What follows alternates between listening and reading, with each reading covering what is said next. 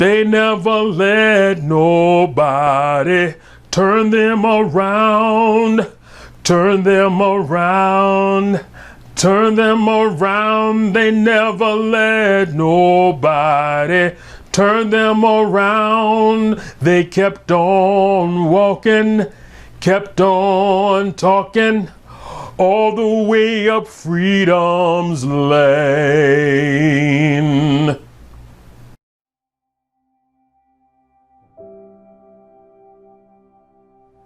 So I got a call. Somebody asked me, did I know CT, Reverend Dr. CT Vivian? I sure do. How much time do you have? You know, was my question. He organized lunch counters as early as 1947. He was director of 85 Southern Christian Leadership Conference chapters. That was a huge endeavor. He helped to develop educational programs. Eventually they became known as Upward Bound. It was a way to get high school kids into college. He was a part of the Freedom Riders. In 1961, you had students that were riding from, there were two buses that left here from Washington, D.C. They also had buses that left from Nashville, Tennessee, but he was a part of that. And most of those kids were college kids, and they were protesting interstate travel. You know, you had to go into waiting rooms. They were segregated. You had to sit in the back of the bus. If there was not enough room, you probably had to stand up. It was that type of thing. And most of these were kids. Matter of fact, a lot of these college kids were weeks away from graduating, and they withdrew from class, signed their last will and testament, and got on those buses. Well, Dr. Vivian is one of them. He's about 15 years older than these kids, and he's got his collar on when he's riding.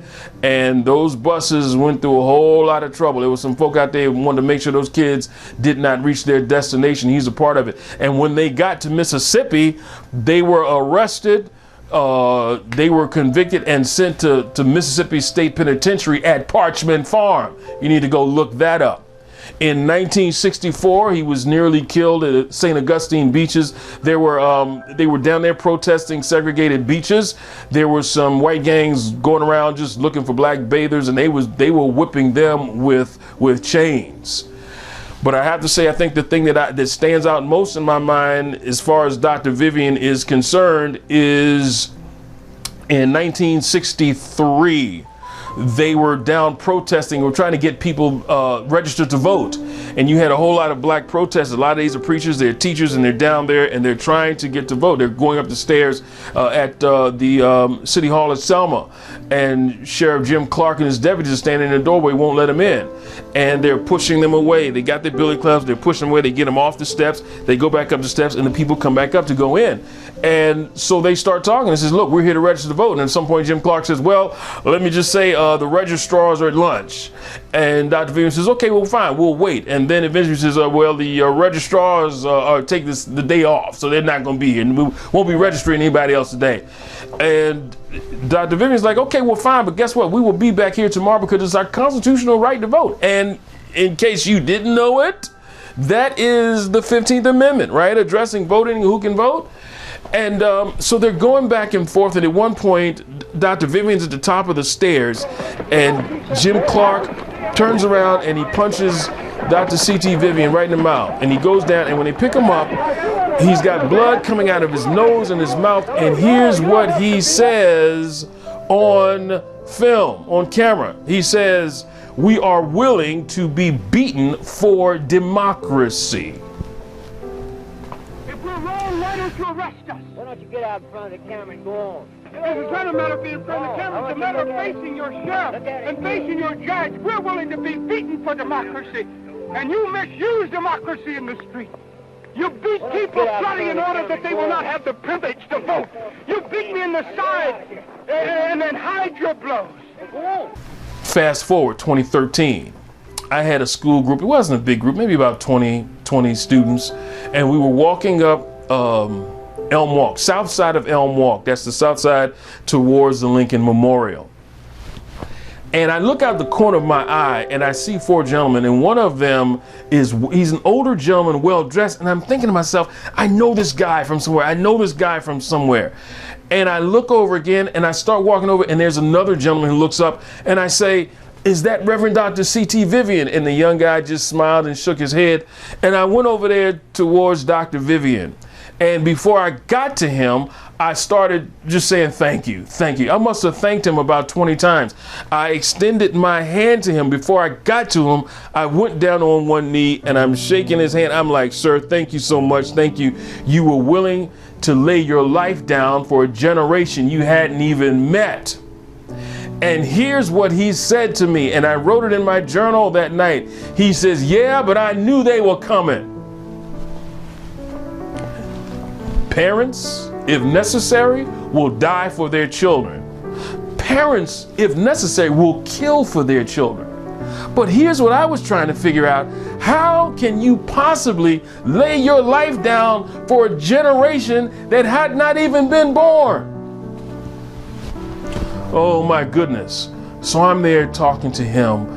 I had forgotten really that I had a school group, because I'm trying to, it's like every moment I get with this man, let me get it, right? And then he starts preaching to me in that classic iambic pentameter. He's like, yeah, one of these days we're going to look back and we're going to wonder how we could have ever treated anybody like that. But a new day is coming. He says, it may not happen in my lifetime, but it may surely happen in yours. And I'm sitting there, man. I forgot I was with a school group, and I'm listening to this iconic man who served all of his life. And he's got an audience of one at that point. It's me. And I'm like, wow. He gave me his business card, right? I still have them. And I remember one day I just called him. Normally I tell young people, I say, look, you always have a question that you want to ask somebody who you look up to. So if you see him, you won't be fishing around with it.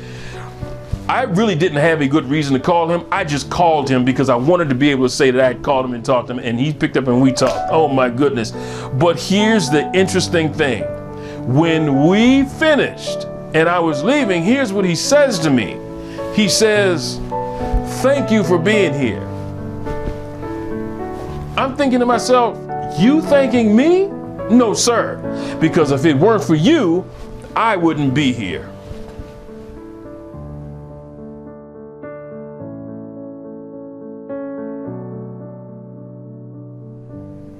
Representative John Lewis. Man, you talk about an icon. So he graduates from American Baptist Theological Seminary, right? Organized lunch counters and sit-ins in Nashville.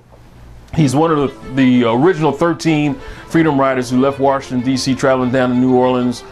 They were protesting against interstate travel. If you went into the facilities, they were segregated. Bathrooms were segregated. You had to sit in the back of the bus, that type of thing. And he's only 21 years old at this point.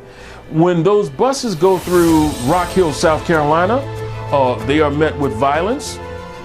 And John Lewis is put in the hospital in South Carolina. Now these buses continue to go through. You got students on there. When they get to Birmingham, they get attacked again with, bats and chains and lead pipes. And by the time they go through Montgomery, I think John Lewis is back with them, and they were met with more violence, pulled off the bus, they're getting beaten again. This time he gets hit in the head with a wooden crate. They were warned about Mississippi and what was going to happen, because Mississippi at the time was notorious for being the last place you wanted to be. Specifically arrested, right? He ended up spending 40 days in the Mississippi State Prison at Parchman Farm. That was a hard labor facility, and he and so many other students were there. He's elected chairman of SNCC, Student Nonviolent Coordinating Committee, in 1963. And remember, on the day of March on Washington Freedom, August 28th, which is the same day that Emmett Till was killed, his speech is probably like the second most notable speech, and it was a radical speech, and he was, saying something to the effect that, if the South don't change, we'll have to march through the South like Sherman marched on Georgia. And the older, guys like A. Philip Randolph was like, son, look, you cannot say that. Please, please, please, please, please don't say that. And in honor of those guys, he went back to one of the ante rooms in the Lincoln Memorial, which is right behind the statue. and he rewrote his speech. He toned it down for them. And in 1964, he helped to coordinate Student Nonviolent Coordinating March on, Freedom Summer. They were trying to get people registered to vote. And if you remember, three civil rights workers, Goodman, Cheney, and Schwerner, went down there, got arrested, and let out at 2 a.m., and nobody ever saw them again. Or should I say, you probably wouldn't have seen them again except somebody took them off. They found their bodies about 6 weeks later, but that was in 1964. Oh my goodness, let me tell you, the thing that stands out most in my mind about John Lewis, March 7th, 1965, he is leading a march, he and Hosea Williams, they're leading a march of protesters over the Edmund Pettus Bridge. Now, I'm sure everybody's heard about that. That was a peaceful march until they get to the foot of the bridge and they are met with state troopers. And these state troopers will tell them, hey, you can't go any further, this is unlawful assembly, you gotta, and they just stood there. They stood there protesting for what should have been theirs by birth. And these state troopers who were dressed in riot gear, they got their batons in the horizontal position and they were marching towards these protesters. And man, they start pushing them, wailing on them. They're hitting them with it's tear gas out there. They're hitting them with batons. And if you look at the footage, guess who's standing at the front? The young student with the trench coat on? Yeah, that's John Lewis. And he took the brunt of that attack. And let me tell you something. A few years ago, somebody came out the mouth and said that John Lewis was a do-nothing. Really? You know, how do you let people just say what they want and they not be challenged? Now, listen, there's a lot of stuff I don't know, but I know John Lewis's life. And he's standing there. And let me just tell you, yes, John Lewis served 33 years in Congress. He did a whole lot of other stuff. But everything I have mentioned prior to now is what he did the first 24 years of his life. John Lewis did more in 24 years than some people will do in an entire lifetime. And I've seen John Lewis a few times. The first time I saw him, I think I was an undergrad. I was writing a paper and had to make an appointment to go see him, and I went to go see him, and they had a vote on the floor, and I guess the intern, whoever was trying to tell me he couldn't see me, and then Representative John Lewis, he said, son, when do you need your paper, right? That was the first time I ever saw him. Another time I saw him, I had I don't know if I had a school group, but I know I was walking near the Capitol, and there was a school group out on the steps, and normally when school groups come to town, they'll get to meet one of their congressional members, and so he's out there with the kids. And I probably, under normal circumstances, I would not have done this. But I walked up to him. Now, he don't know me. I mean, I'm just some dude walking up, right? I put my right hand on his back, and he's talking to the kids. And I just pointed to him.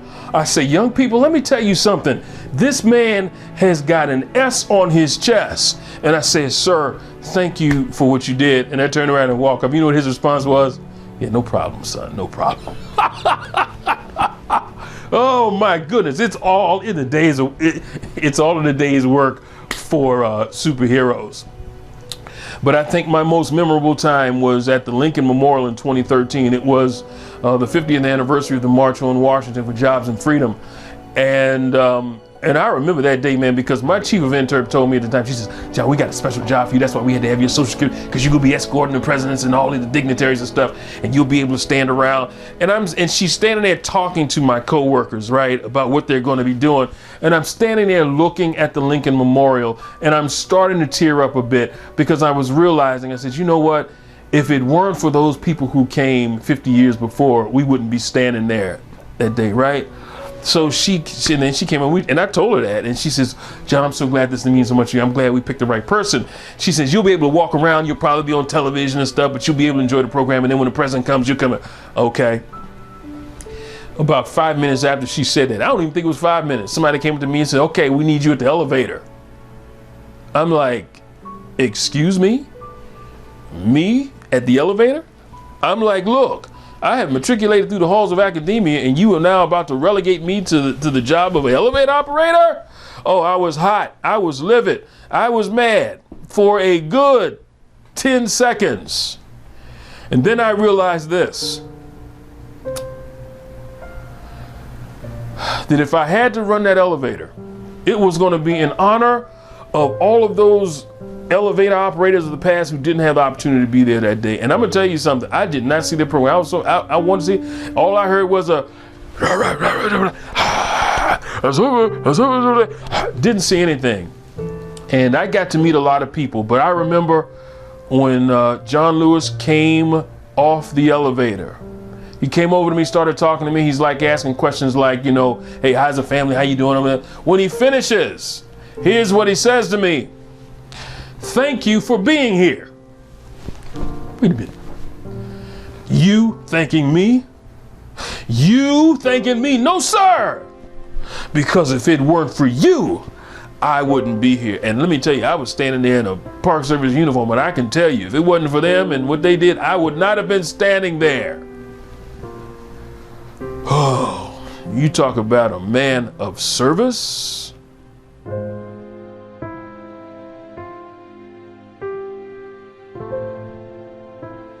Now, I coached football for 15 seasons. 3 years I coached at Howard University. My head coach, Steve Wilson, who played in the NFL for 11 years, called his coaches together one morning. He says, gentlemen, what does it take to have a great team? And he told us it is the acquisition of talent. You are always looking for better players. Now, if you're the best team or the worst team, there is a common denominator amongst them both, or all of them. And it is that you are always looking for better players. Both of these gentlemen lived a life of service to others, and they had the track record to prove it. See, especially during election season, if somebody comes up to you and says, hey, I want you to vote for me, and they don't have a track record of helping people, of serving people, I'm gonna tell you right now, they're lying to you. Please. Both of these gentlemen had track records to prove it. Both of these gentlemen passed on July 17th. And the question that we must ask is, did we receive from them everything that we were supposed to receive? See, good players transition. That's the process of life. We are here for a predetermined amount of time. The tragedy is this: not acquiring and training a better roster of players. And particularly when you lose a moral compass, it is akin to being a ship lost at sea in the middle of a storm. And if you don't correct your course, it will lead to your peril. Right now, we've got a character deficit. We've got a competency deficit. We've got a camaraderie deficit. But I don't care what things look like right now, because my hope is this, that we are training up a generation of leaders who will walk in integrity and have a heart to serve people. Your greatness is proportional to your service. That's what made these gentlemen so great.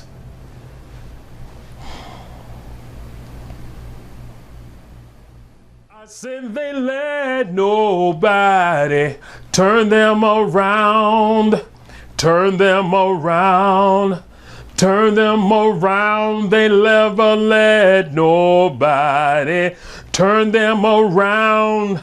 They kept on walking, kept on talking, all the way up freedom's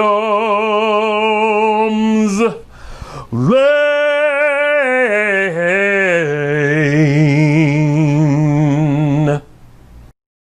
Check out our website at www.jwmhistoryalive.com. You can also find us on Facebook, Instagram, and Twitter. And if you want more films, you can subscribe to our YouTube channel at John W. McCaskill. This is John W. McCaskill, History Alive.